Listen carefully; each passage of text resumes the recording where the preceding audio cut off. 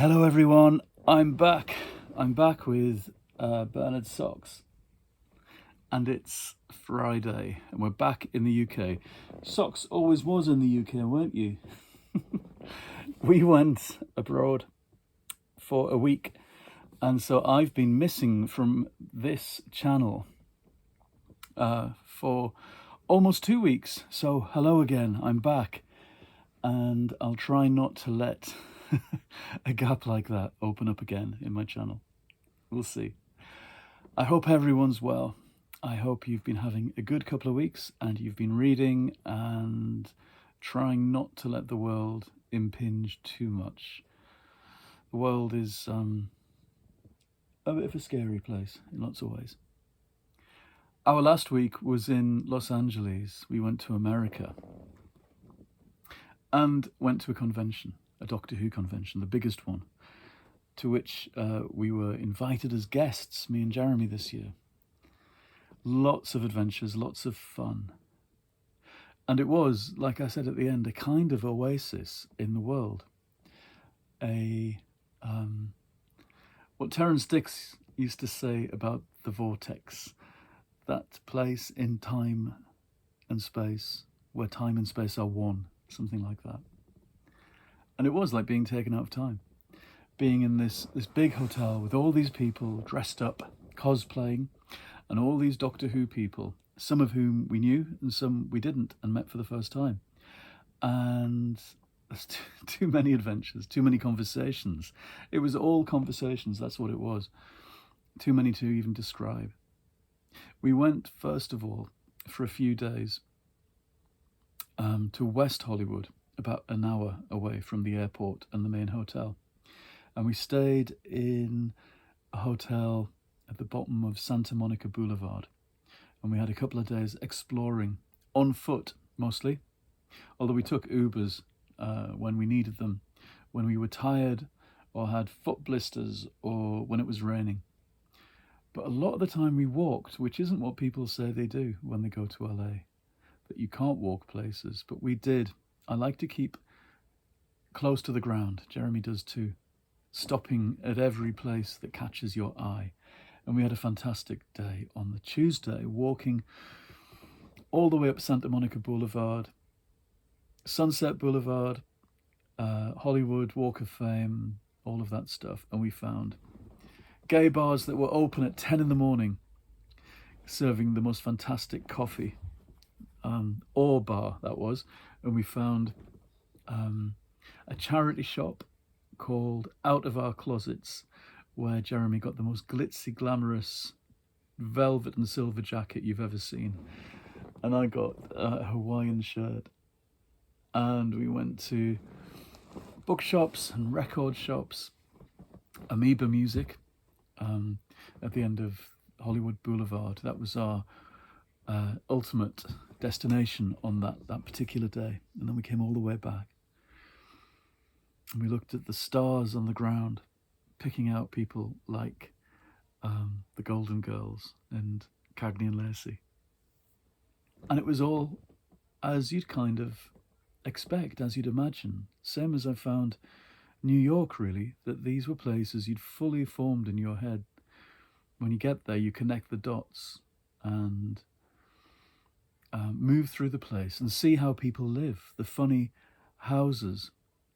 Just off those very famous streets, there's all these residential areas with villas in pastel shades, 1930s buildings, and then little shacks.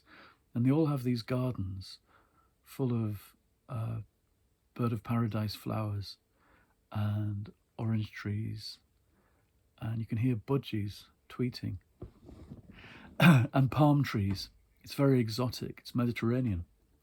We stopped and had the gooeyest, stickiest burgers you've ever had in a place called Irv's, which had been there since 1946.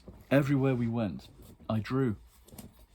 I had my watercolour book that Jeremy gave me at Christmas, a travel journal for watercolours, and I kept it for this particular trip and did watercolours every single place we went.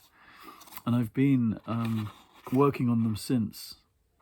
digitizing them and drawing over the watercolors with digital acrylic paint and ink, and scrubbing bits out and adding bits and making them into bigger paintings. But I loved keeping this kind of visual journal the whole time. This was on the Thursday, we took an Uber into downtown LA to the Last Bookstore, which I'd seen videos about and read about as this amazing second-hand bookshop, and it was perfect. We had a whole bunch of us on an expedition, and then into the convention proper. Queues and queues of people dressed up as the Sixth Doctor, the Fourth Doctor, Davros, the Polyphase Avatron, the Pirate Captain, Leela. That's the kind of most characteristic picture. You can see that. The pool in the middle of the hotel, and the palm trees, and somebody's Doctor Who scarf tied onto the balcony, dangling down. I find it a very kind of steadying thing to do pictures while I'm away, and to keep a diary. I kept a written diary as well of all the best, most hilarious moments the whole time. About 40 or 50 pages worth of diary. I don't know how I get time to do anything else. I didn't record any video. I did a tiny bit in the Last Bookstore outside in the rain, talking about that shop, and filmed a few shelves, but I was so excited about shopping that I didn't take any like enough video to make an actual film. These are my ribbons. That's my guest pass, my identity thing. And then they give you these ribbons, everybody you meet. Power to the Poodles, look, from Mad Dogs and Englishmen. There are a few specifically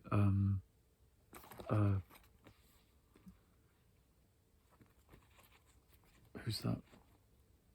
A few that are kind of specifically to do with my stuff, my books. It was fantastic for something that's about this TV show, that's a Disney TV show now, and so many TV stars and so many people with high profiles, and yet so many people who are fans came up to me to talk specifically about my books and what they mean to them. And that was really moving. I mean, you always get a little bit of that, but this was everywhere I went. You hang about in the lobby at things like these, everybody's in the bar. And every time I moved from place to place or tried to get to the loo, I'd be stopped and somebody would be talking about either one of my audios, like The Wormery or The Nest Cottage Chronicles, or books. And some of these people were younger than the books they were talking about collecting. There's a whole young 20-something generation that's gone back to the 8th Doctor books that we published in the late 90s. And so people were saying things like The Blue Angel is their favourite book, which is marvellous to me, their favourite book ever. I had 3 hours worth of signings that I did in Autograph Alley, with people sometimes bringing suitcases filled with my books going back years. All of that is very touching, because it's very easy to lose sense of what you do and the impact it has on people, and the fact that these things have life beyond you, even if they're out of print. It's good to hear when, in the outside world of me trying to sell my books and get on with my career after 30 years, I'm being told, everything counts against you. Your ridiculous publishing history, zigzagging all over the place as you try to make a living, counts against you starting off with a new novel. So it's good to be told nice things and to have people come from across the world to bring your books to be sold, to be autographed, and to be and to meet me and to say stuff to me, and to come and dress up as Iris and Panda and greet us and have their photos taken with us, or to come and see me and Katie Manning do our shtick, to do our act, our in conversation on the big stage. That was one of the highlights on the Saturday. Me and Katie talking about almost 25 years of Iris Wildthyme and Panda. That was all amazing to do.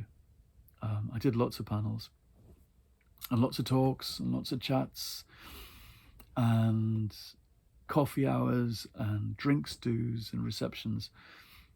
And Jeremy was in his element, looking after Panda and talking to everyone. So that was our adventures. There's lots more to tell, really. Some of it I can tell. Some of it's gossip, and observing stuff that goes on, overhearing funny bits of dialogue, especially from people who are famous or behave as if they're famous. Some of those stories are funny, but I can't really repeat them. Not yet. What can I tell you? Book shopping. Before we got to the big hotel, we had a day at the end of Sunset Boulevard. We sat in a cafe outside and had the most wonderful lunch. The food was really good, actually. Everything was kind of...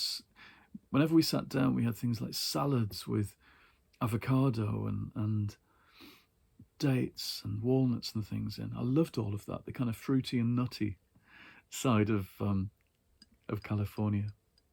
And sitting outside this cafe and drawing, I suddenly realised I felt as if I was at the end of Annie Hall, the Woody Allen movie, where the Woody Allen character goes to meet Diane Keaton when she's become a star in LA. And they sit outside a health food cafe, and he has to eat mashed yeast or something ridiculous that he's laughing about or despairing about. And I looked it up, and it more or less is the same place.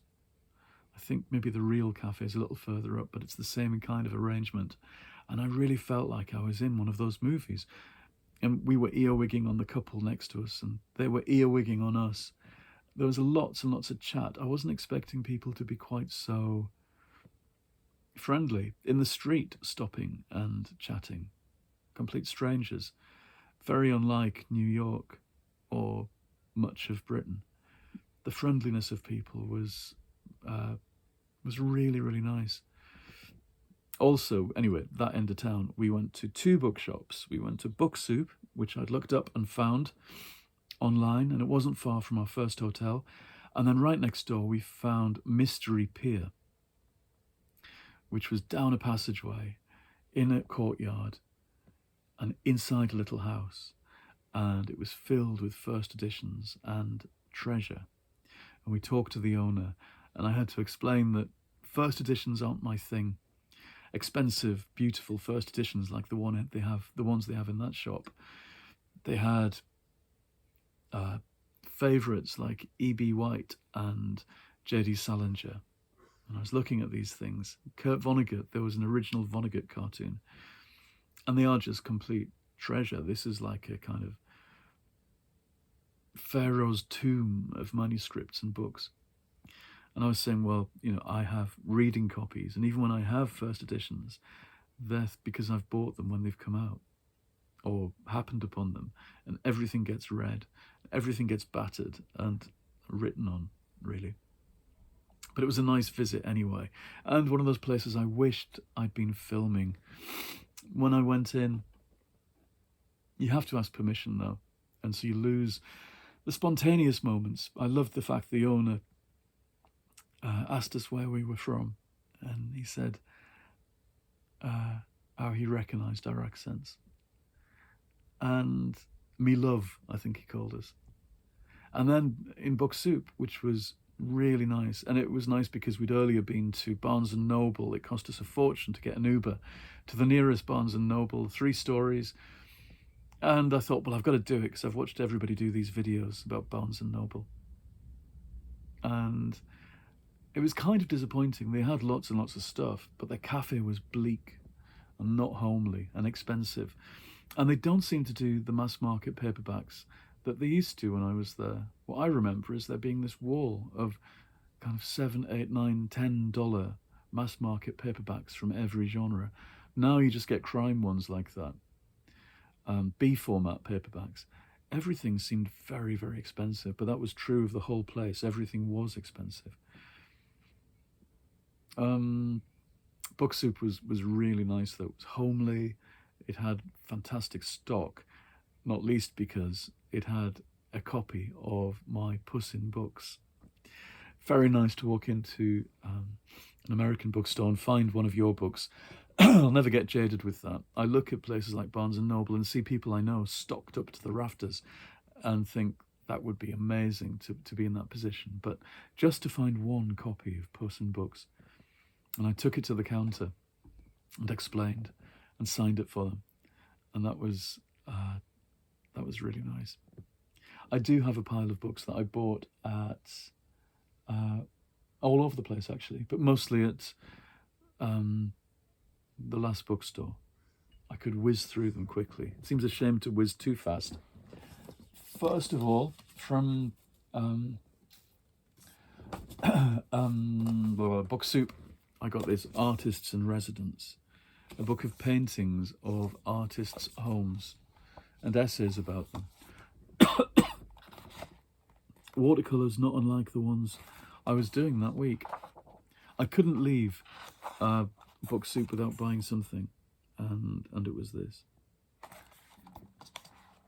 Sitting outside on Sunset Boulevard, reading about these houses and these slightly naive paintings was really good.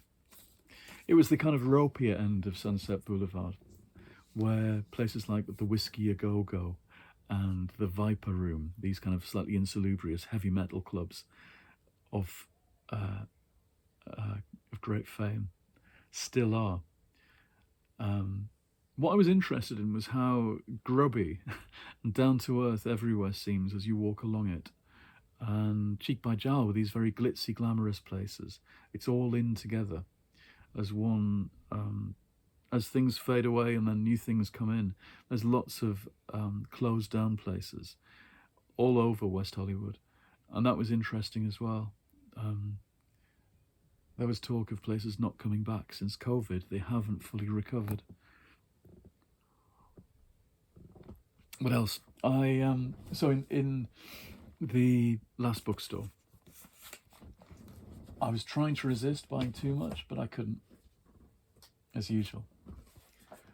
So the children's section, the vintage children's section, was wonderful, and I was tempted to buy all sorts of things, but I ended up with just one kind of scholastic type book. This is The Wonderful Flight to the Mushroom Planet by Eleanor Cameron, a middle grade science fiction, with a sequel.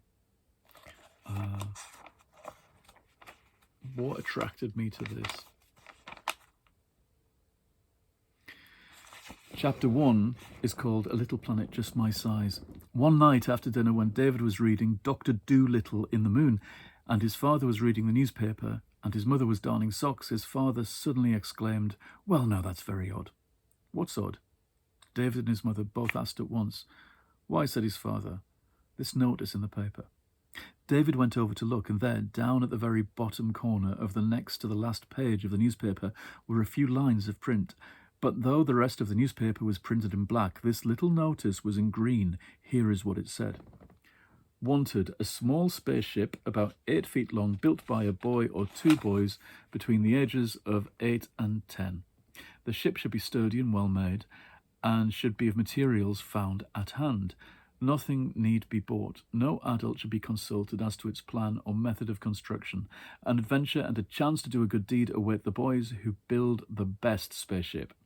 Please bring your ship as soon as possible to Mr. Tycho M. Bass, 5 Thallow Street, Pacific Grove, California. Well, a notice like that, sprung suddenly upon any boy, just because of its general air of mystery and urgency, would be enough to start him simmering. But for David, it was stupendous. That would have grabbed me at that age as well. It still does. That homemade science fiction thing is very germane to the week. I spent a lot of time talking about the fact that Doctor Who in particular was inspirational to me as a child, and the fact that in the 70s spaceships and monsters looked as if they were made out of sticky back plastic washing up liquid bottles and bubble wrap and funfair fabric. That was important because it meant that you could go and make those things yourself and raid the cupboards at home and build your homemade spaceship, like in the book, like in this book. And as time goes on and things get glitzier and more computer generated, I do wonder what happens to that impulse to create things like you see on the telly. I was told by some people, well, the kids just go and do things on computers. That isn't the same. I have to say, it's not the same. Doing things on paper first is really essential, especially when it comes to drawing and especially when it comes to writing stories. And I do feel that strongly, that these things are tactile occupations. And going somewhere like the last bookstore, which is all about paper and tactile objects. They make sculptures out of books. They make tunnels out of books. They have books hanging down. It's like being inside a kind of, a kind of Alice in Wonderland world. Mammoth heads jutting out of the walls. Right, so that was the first thing. And then, there was a whole shelf or more of vintage little golden books, which I love. I love because of the Purnell reprints of the Disney books when I was a kid. This is a Tom and Jerry Christmas book, which I couldn't resist. It's battered to hell. But these style of illustrations are just magical to me. Smells of the past. Something you would never be able to find here. I have to watch out I don't end up collecting these things. And a picture book called The Christmas Promise by Susan Bartoletti, which I don't know at all. It was signed. In 2003. I read it, stood there in the shop. It's the most beautiful book. About people in poverty and finding somewhere to have Christmas and keeping promises. It's a whole kind of Christmas fable in one book. These very dreamy drawings. Okay, I'm going to run over quite a lot. I got this memoir, Grayson. I went to the animals section and I found this little deckle-edged hardback, again signed by the author, Lynn Cox. This is about a woman who meets a baby whale who's lost its mother and does everything she can to reunite them somehow. She's a swimmer who was swimming in the ocean and encounters this baby whale, 18 foot long. I read some of this in the shop and was charmed. It could be sentimental. It might be sentimental, but I don't think so. And then I was thinking about Elizabeth McCracken, because I'd been somewhere, Barnes and Noble, and realised that this was an author who I'd forgotten about. I read a novel and a book of short stories 20 years ago by her, and then just didn't read any more. I think probably because she is no longer published in Britain, so I'd lost track. This is a fairly recent novel called The Hero of This Book, which is a novel about a novelist and her mother, which sounds just my kind of thing. And because I enjoyed the earlier ones so much, I thought, I'll try her again. And that was it, I think, for the last bookstore. I almost lost all of those books because when we came back on Monday into Tuesday, my bag was missing from the carousel. Everybody else got theirs. There was me and one other bloke whose bags didn't turn up. My bag is very distinctive. It's covered in palm leaves and bird of paradise flowers, like the flowers we saw. And it wasn't there. Now, this has happened to me twice before, so I shouldn't have despaired, but I almost did. I was so tired.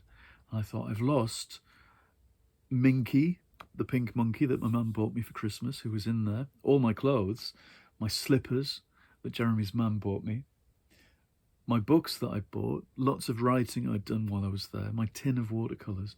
Just, I'd lost all sorts of things. But the next day, we slept in, catching up on sleep, a knock at the door, and good old British Airways had had my bag sent to me. So I was happy. The books were recovered. But before we travelled back, I got this at the airport in Los Angeles. It's a recent Gregory Maguire novel, who wrote Wicked, which I read 20 years ago, which has since, of course, become one of the most famous stories in the world through stage and cinema. And this is a rabbit book, a kind of Watership Down, more like the Animals of Farthing Wood, actually. I was attracted to it mostly because of the illustrations, which are, I think, stunning. I was in the airport where there was a small book soup shop in LA, and had to buy myself a book before I left. So I was quite restrained on the whole on our trip, but I did get some nice books. When I got back, Anne Tyler was waiting for me on the doorstep. I'd ordered it months ago. In a way, I wish I hadn't. Chatto's done a pretty nice job, but it's not as nice as the American edition, which was out and I saw over there, but I've got this one anyway, so I shan't complain. It's just nice to have a brand new Anne Tyler. So that's my reading pile. It's going to last a while. One thing I should say about the reading stuff is that I didn't do my February book bag. I'm sorry, I did January, as you know, and I read everything from that bag. February started and I was still reading Zygology. And then I read my friend Stuart's book, which was fantastic, Death at the Playhouses, which I took away with me to LA. And now I'm reading Cress Watercress. I thought I would leave it till the beginning of March and then start a new book bag properly and open one at random from my many book bags and see what I've got set in store for me in that pile of 6. So that's my idea. I'm going to just bimble along for the next week, reading stuff from here. Probably finish Maguire and read Anne Tyler. That's my idea. I think that's everything that I've got to say. Tomorrow we're going to Macclesfield for the Macclesfield Book Festival in the church there. I'll be giving a talk and manning a table with the rest of my Gay Men's writing group, Fambles, and we'll all have books and prints and pictures and things to sell. So if anybody's around Macclesfield tomorrow, we'll be there from 11 o'clock, signing stuff and talking. I think that's all my news. I'm going to settle back in and I'm straight back at work. Since I've been back, I've worked on stuff for 3 different books, editing and messing about and doing new pictures for 1001 Nights in Time and Space, which needed some extra pictures. And dipping into bits of work gently to get myself back into the flow, because that's where we need to be, isn't it, Socks? Here he is, back into our flow and back on YouTube. Now I've gone into half an hour, which is quite long. Congratulations, those of you who are still here listening. I'll see you again quite soon. Goodbye.